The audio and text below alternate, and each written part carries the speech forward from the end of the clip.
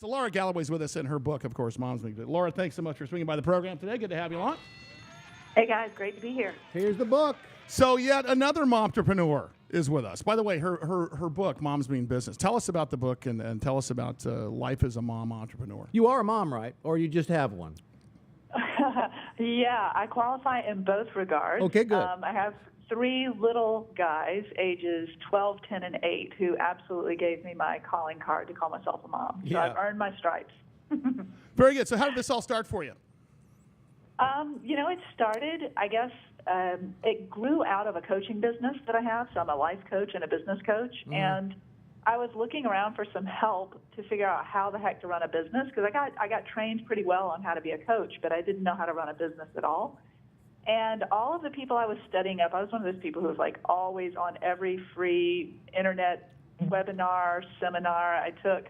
I took a lot of workshops and courses online. I studied a lot of blogs and listened to all the gurus out there who were telling me I pretty much had to sacrifice, for a good 3 to 5 years to make it in a startup business if I wanted to be successful. And, that I had to work like 80 hours a week, and I really had to be focused and committed and really make it the absolute center of my life. And I was like, I'm really not sure how to press pause on the whole family thing here and say, kids, you know what, raise yourself for a few years, and I'll be back when I'm successful in my business, and then we can pick this up where I left off. How does that sound? Mm-hmm. My husband wasn't too game for that sort of an idea either. So I was really looking for a lot of support to help me figure out how to, run a successful business. I couldn't find it. How to run a successful business without throwing my family under the bus, I should say. And yeah, exactly. I mean, there is a balance between being a mom and being a business owner. I mean, there's just some physics there that are difficult to deal with unless you have some very specific skill sets. Yeah, well, and it's not just moms. I mean, like it's funny, so the genesis of the book when Aaron and I started working together was, okay, how do we define success for ourselves as mom entrepreneurs? And even, I mean, honestly, guys, the little secret is it applies to any sort of entrepreneur, any sort of small business owner, because if you're the person that doesn't want your business to take over your life, that you actually still want your business like to fill in the gaps and make other things in your life possible, but not to be your entire life, that's what the book's all about, because it's all about, what is it that you define success as? And the Huffington Post just ran an article in August about a guy, Max Schrierson, who's some uber billionaire CEO who just stepped down to stay home with his family because he realized like he's missing out on stuff. And so, one day he woke up and he realized that, his definition of success had changed. Maybe he wanted to make millions. Great. He had done that.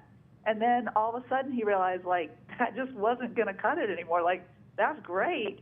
But he actually had other ways to define success that, included his wife and his kids. And he's like, you know what? I'm going to put that first. So I think it's for any of us that are trying to figure out how do we make it as an entrepreneur and find a way to be happy in the life that we have without just like compromising everything to get there.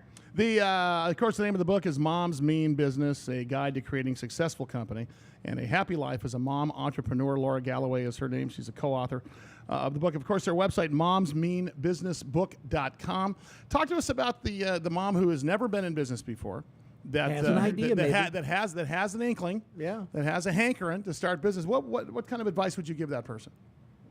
Well, that's a great question, and she's usually a woman who is, she's got high standards for the way she lives her life, whether it's at home, whether it's about her house, whether it's how she raises her kids and is a parent or a good friend or a wife or whatever. She's got high standards in those things, but she's probably got a passion or some sort of like super strength, super ninja skills in something, or like some ability that, a superhuman power that other people don't, like creating stuff from stuff. Like I'm always amazed creating by stuff from stuff.com. the mom inventors. Yeah. Holy cow. Who can do stuff like that? I just can't even believe it. I'm really impressed, with the stuff that people come up with and they bring to market. Well, and so she's got an idea, she's got, a passion, she's got a skill set and some expertise of some sort. And what she's looking for is a combination of these 3 things: freedom, flexibility, and fulfillment. That's what she wants from running a company, right? Right. That's what I've learned in all the years that I've been coaching these women, is that it's not just finances.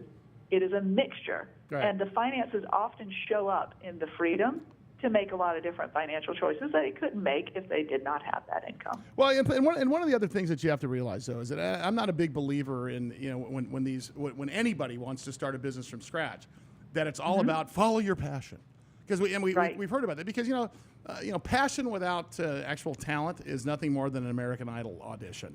Because those people are convinced that, my destiny was to be, and of course an opera singer. They can't sing for crap. And, Right. And I mean, you have to have some sort of, you need to bring something to the table, do you not?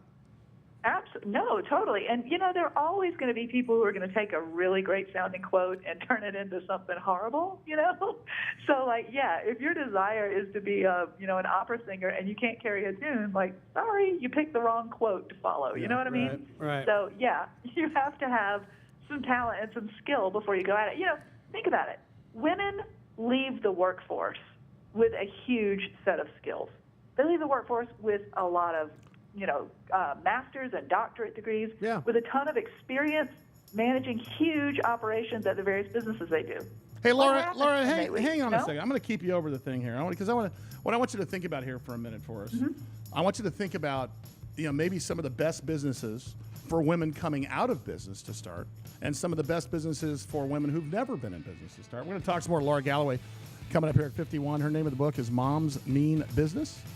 Website, momsmeanbusiness.com. She's on the Big Biz Show. BigBizShow.com. We got Lara Galloway and her book, Moms Mean Business, and her co-author, Aaron Babler. I don't know if it's Babler or Babler, but she's not here, so guess what? We're going to concentrate on Lara. A guide to creating a successful company and happy life as a mom entrepreneur. And, of course, momsmeanbusinessbook.com. I asked her before the break to maybe think about, of course, you were a business coach, Laura. You came out of the business world. You had clientele and decided, okay, I need to meld this, this C-level experience that I have with being a mom. But what about other moms that are in the business world, whether they're executives or they're middle management or even just working moms that want to transition into being an entrepreneur? What do you suggest? Well, it's funny. There are generally two paths that mom entrepreneurs follow. So if they're leaving corporate America, if they're leaving working for somebody else, then a lot of times they take the skills that they've, pretty well mastered while they were there, and they start freelancing. So, I used to work for IBM before I started having kids, and I remember when my boss told me he was leaving and he was basically going to start his own company doing exactly the same thing he had been doing, but he was going to keep all the money. And I thought, wow, what a cool gig. Yeah. So, right? So a lot of mom entrepreneurs do that. And, that's kind of the path I followed. I've got some expertise as a coach and a teacher and that kind of thing and a mentor, so this worked well for me. They start law firms, they start marketing agencies, they start media companies, fitness studios, anything that they might have had, they've had some experience in doing before. That's funny. That's funny you just mentioned that because Sandy Bogert just literally emailed us. I don't know where she's watching us or listening to us on either television or radio right now, but she actually asked, "What is a media company?" You just mentioned it. What is a media company? Let's answer your question as long as you just brought it up. Yeah, so great question, Sandy. So, what happens is a lot of women have started finding that they are getting noticed by the media and becoming an influential voice in the world of blogging or podcasting, or maybe they're creating web videos. There are a lot of different channels out there for us. And when you get pretty well known and pretty influential, then all sorts of companies start reaching out wanting you to help them promote their stuff. And thus a media company is born, because now people are buying space on your channel, whatever channel that is. Like you guys have lots of channels. So that's how a media company gets born. Russ is now taking notes on starting a media company for himself. Call me, Russ. We can discuss it. Okay. I think so. Russ was going to ask you for your number anyway. Hey, I have been That's always called a happened.